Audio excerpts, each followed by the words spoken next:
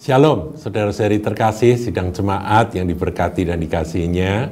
Salam sehat, salam damai sejahtera di dalam nama Tuhan Yesus Kristus.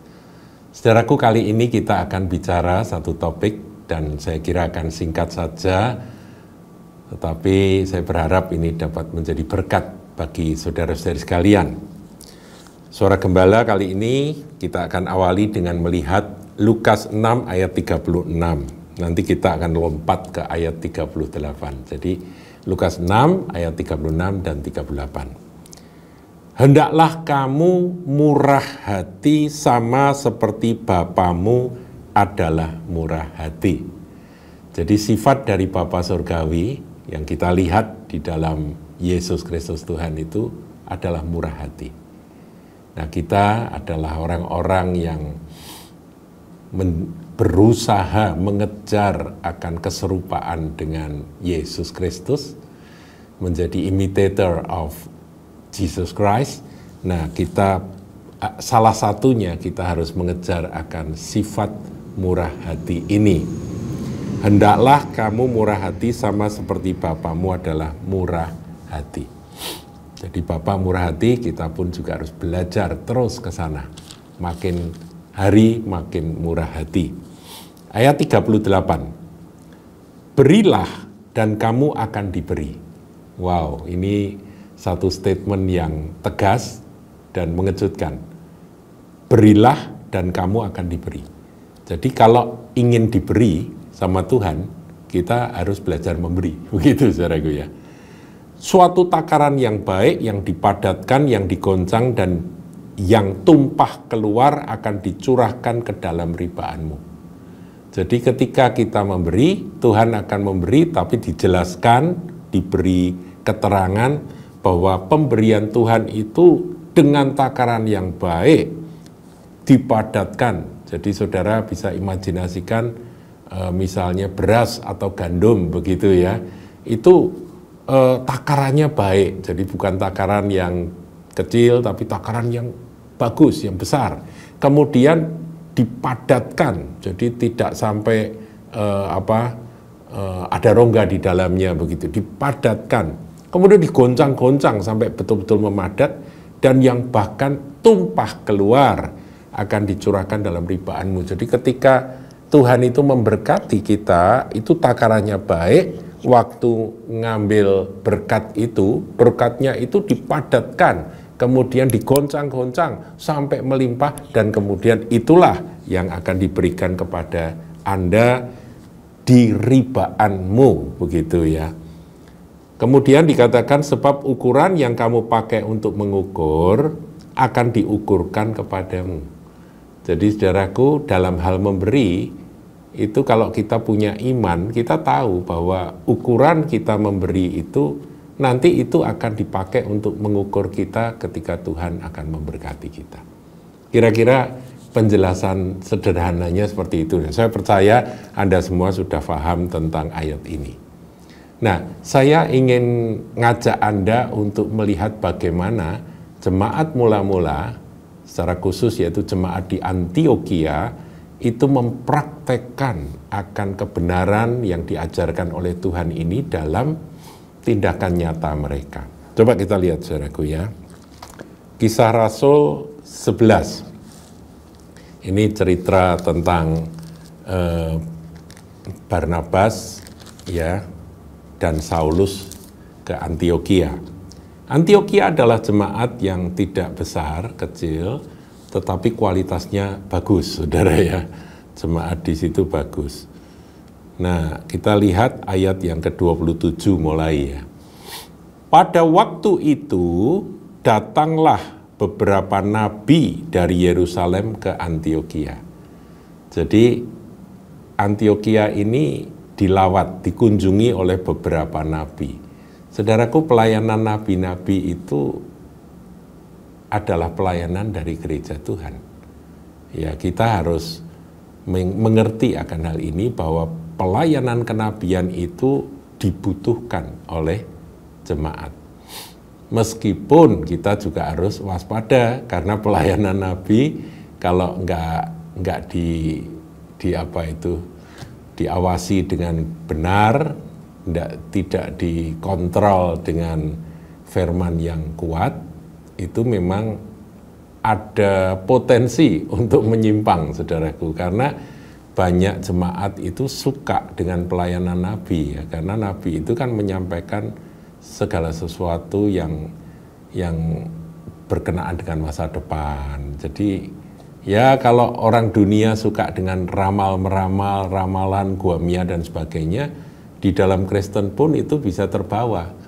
Nah, kalau ada orang yang punya karunia Nabi, ini jemaat bisa menyalahgunakan, bisa abuse akan karunia tersebut dengan berkata, Pak Pendeta, ya pendetanya ini seorang yang punya karunia Nabi, tolong doakan saya, masa depan saya seperti apa. Nah ini kalau nabinya, ya orang yang punya karunia Nabi itu tidak hati-hati, kemudian dia mau, dia bisa-bisa jadi dukun, saudaraku, ya. Dia bisa berubah bukan jadi hamba Tuhan, tapi dia berubah menjadi seorang ini ahli guamia gitu ya, tukang ramal. Nah itu keliru, saudaraku. Tapi pelayanan Nabi ada dan dibutuhkan oleh gereja. Nah kita lihat berikutnya, ayat 28. Seorang dari mereka yang bernama Agabus bangkit dan oleh kuasa roh, lah diperhatikan, oleh kuasa roh. Ini penting sekali. Seorang nabi yang bangkit dan diurapi Roh Kudus, ia mengatakan bahwa seluruh dunia akan ditimpa bahaya kelaparan yang besar. Jadi dia menubuatkan sesuatu yang sifatnya global. Seluruh dunia akan mengalami bahaya kelaparan yang besar. Hal itu terjadi juga pada zaman Claudius. Jadi kalau nubuatan yang disampaikan oleh seorang nabi yang diurapi Roh Kudus pasti terjadi, saudaraku. Jadi memang salah satu alat uji nabi itu beneran atau nabi abal-abal itu adalah apa yang dia ucapkan terjadi. Kalau tidak terjadi berarti dia nabi palsu, saudaraku, ya. Tapi ada juga yang berkata, ya dia nabi beneran tapi sedang masuk angin gitu ya, sedang kena flu, jadi nubuatannya melenceng. Ya kita dalam terang perjanjian baru memang penuh kasih karunia. Kalau di perjanjian lama nabi yang bernubuat dan tidak terjadi itu harus dirajam, saudaraku, ya, harus dihukum mati, ya. Haleluya. Nah, ayat 29 kita lihat ini bagaimana respon yang spontan yang dilakukan oleh murid-murid di Antiokhia.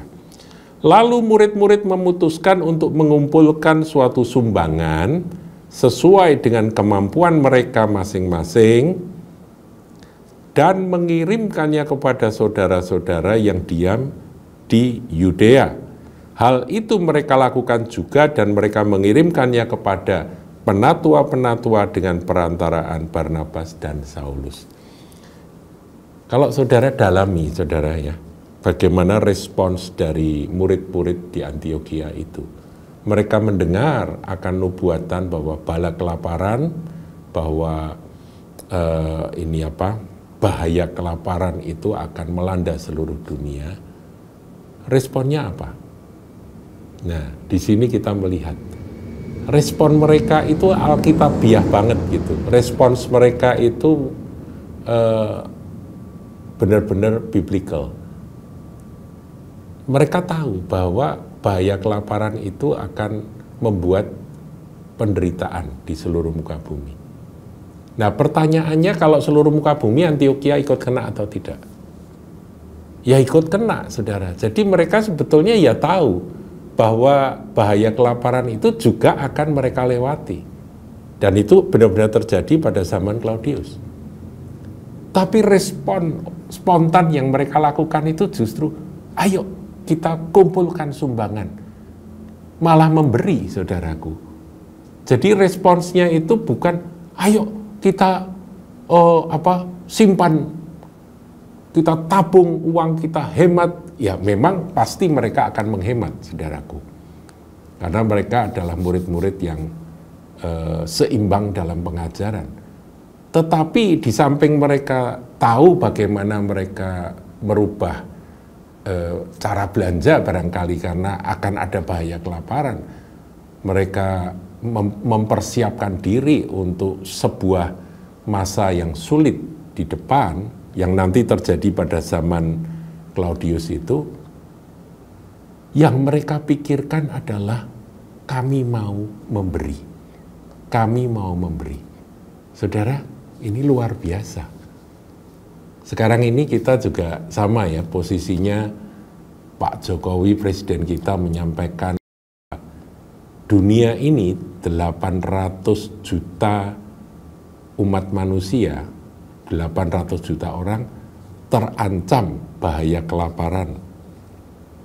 Karena ada perubahan cuaca, karena pandemi, karena adanya perang di Ukraina dan Rusia, sehingga gandum di sana tidak bisa dikirim. Nah,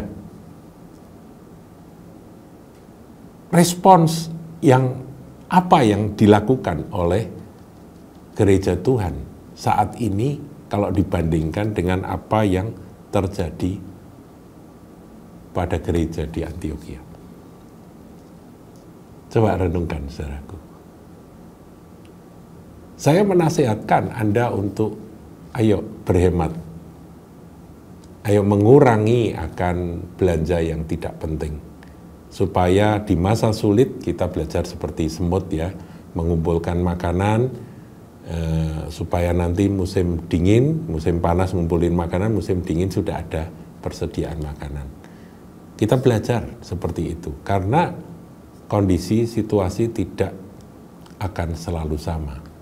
Kalau sekarang saudara bisa mengumpulkan berkat, sisihkan berkat itu untuk masa-masa yang kemungkinan nanti akan jadi tidak baik, mungkin akan menjadi sulit di masa depan. Tetapi prinsip yang satu yang seperti dikisahkan di dalam Kisah Para Rasul 11 ini juga harus kita pikirkan. Kita memberi justru pada masa-masa di mana ada ancaman bahaya kelaparan. Mereka mengumpulkan sumbangan, saudaraku. Itu respon awal, respon mula-mula. Dan untuk gereja yang seperti ini, saya yakin firman Tuhan ya dan amin. Berilah, maka kepadamu akan diberi. Suatu takaran yang baik, yang digoncang, yang dipadatkan, dan yang melimpah akan diberikan, akan melimpahi akan ribaanmu. Itu pasti akan terjadi. Saudaraku, bukankah kita hidup menurut hukum dari Tuhan Yesus? Hukum kerajaan. Sebab itu ayo kita praktek. Saya bersyukur, saudaraku, Gereja Kahal masa pandemi, persembahan tidak menurun. Tetap stabil, bahkan sometimes ya 1 bulan, 2 bulan, kadang-kadang naik. Itu berarti jemaat punya hati yang memberi. Dan saya yakin berkat Tuhan akan menyertai jemaat yang punya hati seperti apa yang Bapak punya, murah hati. Di masa yang tidak menentu, di masa yang sulit, masa pandemi 2 tahun lebih ini. Persembahan yang diterima oleh gereja tidak berkurang, saudaraku, dicukupkan. Jadi saya percaya kasih karunia demi kasih karunia akan Tuhan berikan kepada kita yang mau setia, mengikuti akan pimpinan Roh Kudus. Jemaat Antiokhia begitu ada berita nubuatan akan ada bahaya kelaparan, respon pertama adalah yuk kumpulkan uang untuk kita memberi. Saudaraku, bukankah itu indah? Dan saya kira Tuhan akan bertanggung jawab atas jemaat Antiokhia. Tuhan akan memberkati dan mencukupkan, bahkan lebih dari cukup. Tuhan Yesus memberkati.